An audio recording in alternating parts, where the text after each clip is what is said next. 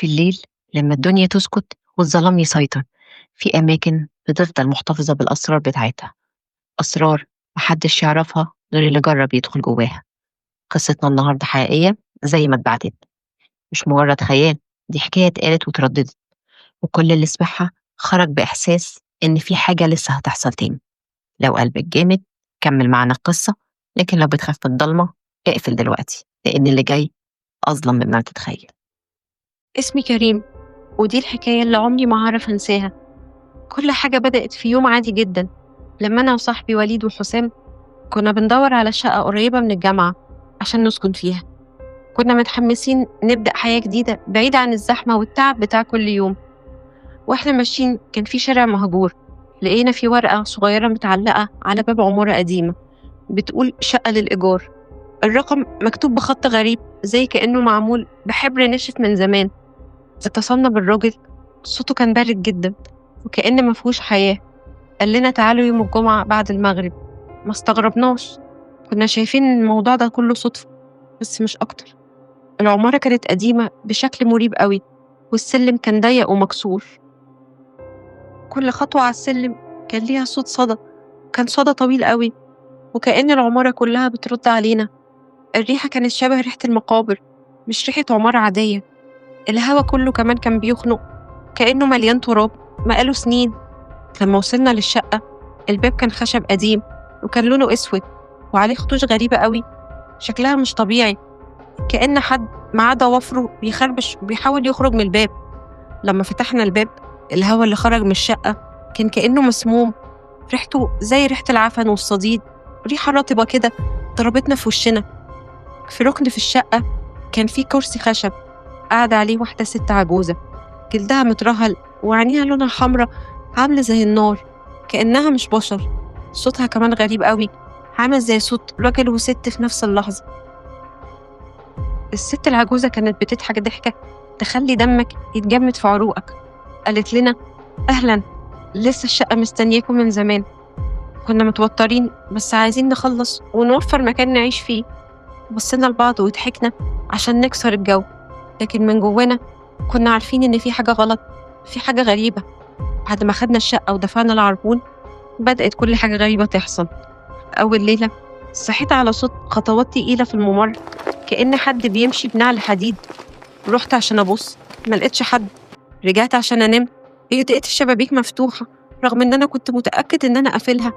الهوا كان ساقع قوي، كان بطريقة غريبة ومش طبيعية، وكأن في ريحة موت داخلة مع الهوا. وليد صاحبي قال لي إنه صحي على إحساس بإيد باردة جدا بتمسح على كتفه.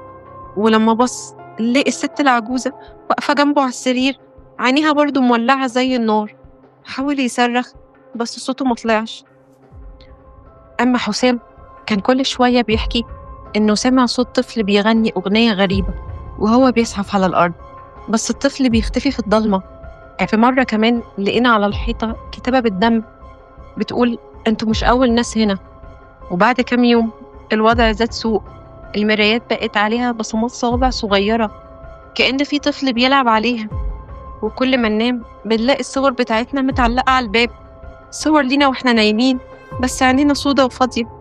الكتب كمان بتتحرك لوحدها، وبواب الأوض بتقعد تخبط كأن في حد محبوس جوه، كأنه عايز يخرج.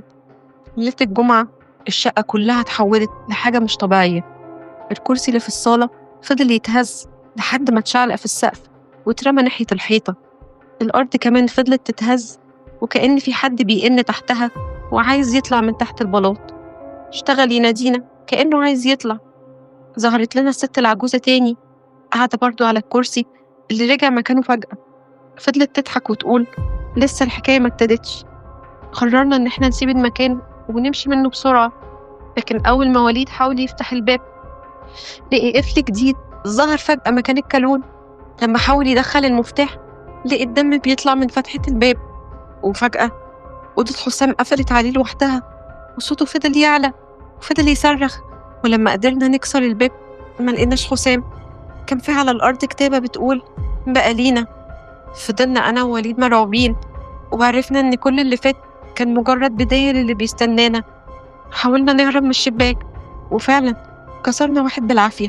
نطينا بس قبل ما نوصل للشارع سمعنا صوتها في ودنا بضحكتها المرعبة. هي الست العجوزة بتقول محدش بيخرج، اللي بيدخل بيفضل هنا حتى لو روحه بس اللي هتفضل. من بعدها حياتنا انتهت. أنا لسه بشوفها كل ليلة قاعدة على الكرسي، بشوفها في أحلامي. وليد كمان بيحلف إن الطفل الصغير بيظهر له في بيته، وحسام اتاخد ما بيظهرش غير في الكوابيس.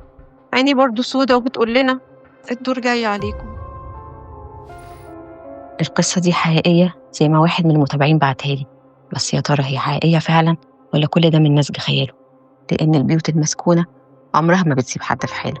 فلو سمعت صوت غريب جنبك دلوقتي ما تتجاهلوش، يمكن تكون القصة الجاية عنك انت. لو عايزين تسمعوا تفاصيل أكتر وحكايات أكتر، فعلوا زر الجرس واشتركوا في القناة ودعمونا بلايك، وقولوا لنا يا ترى القصة حقيقية ولا مش حقيقية.